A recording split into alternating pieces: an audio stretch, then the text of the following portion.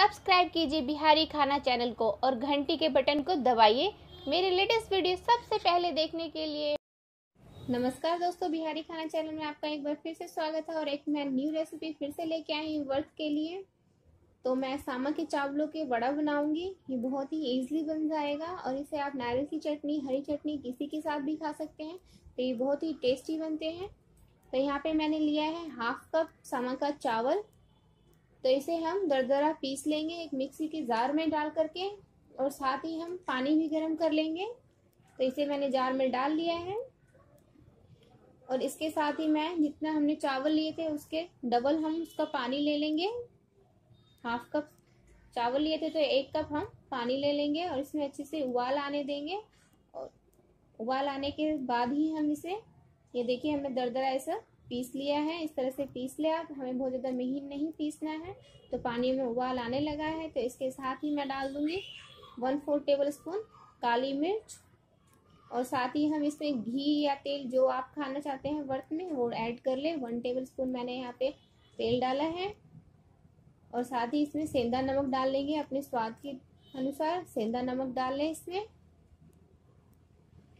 अब इसमें उबाल आने के साथ ही हम इसमें थोड़ा थोड़ा करते हुए सामा का चावल डाल करके मिलाते हुए इसे हम मिला लेंगे। ये देखिए इस तरह से, क्योंकि हम एक बार में ही डाल देंगे तो इससे गुठलियां बन जाएंगी और चावल का आटा सही से नहीं बन पाएगा। तो इस तरह से आप थोड़ा थोड़ा डालते हुए इसे अच्छे से 1 से 2 मिनट तक हमें आटे की तरह तैयार करना है। तो थोड़ा थोड़ा डाल करके बिल्कुल चलाते हुए मिला लें अच्छे से। तो ये देखिए एकदम आटे की तरह ये हो चुका है। तो 1 से 1.5 मिनट तक और कर लेंगे इसे अच्छे से, और हाथों से एक बार चेक कर ले कि ये हमें ऐसे लग रहे हैं कि जैसे हमारे आटा का डो तैयार होता है वैसा है या नहीं। तो छोटा सा एक इसमें से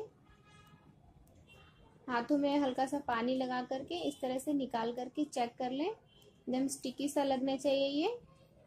तो ये बन करके तैयार है, हमारा आटा का डो परफेक्ट तैयार है। इसे ठंडा कर लेंगे और ठंडा होने के बाद हम इसमें कड़ी पत्ता, धनिया पत्ता और इसमें 1 हरी मिर्ची डाल लेंगे। बारीक कटा हुआ हरी मिर्ची मिला लें इसमें, और साथ ही मैं इसमें डालूंगी 2 टेबल स्पून कद्दूकस किया हुआ नारियल। फ्रेंड्स, मैं इसमें आधे में आलू कद्दूकस करके मिलाऊंगी और आधे में बिना आलू के ही बनाऊंगी। अगर आप पनीर चाहते तो पनीर भी डाल सकते हैं, जो लोग व्रत में खाते हैं। तो इस तरह से हाथों पे पानी या तेल लगा के जो आपको कंफर्ट लगे हम एक बड़ा तैयार कर लेंगे। इस तरह से पेड़े बनाते हुए, राउंड से शेप बनाते हुए हम बीच में इसमें होल करेंगे। तो आपसे जिस तरह से इजीली बन पाए इस तरह से इसे बना लें। आप इसे डीप फ्राई करना चाहते हैं या सेलो फ्राई, दोनों तरह से इसे बना सकते हैं। तो मैंने साथ ही कढ़ाई में तेल भी गर्म होने के लिए रख दिया है। तो देखिए इस तरह से दोनों तरफ से बनाते हुए तैयार कर लें सभी बड़ों को। अगर आप पूरे में ही आलू मिलाना चाहते हैं तो आलू मिला सकते हैं। तो एक और मैंने इस तरह से तैयार कर लिया है। तो आप इसी तरह से सारे बड़े को बना करके पहले तैयार कर लें, इसके बाद हम फ्राई कर लेंगे। तो हमारे बड़े बन करके तैयार हैं। अब इसे हम फ्राई कर लेंगे। डीप फ्राई कर रही हूँ मैं यहाँ पर, और इसे उलटते पुलटते हुए इसका कलर चेंज होने तक एकदम क्रिस्पी फ्राई कर लेंगे।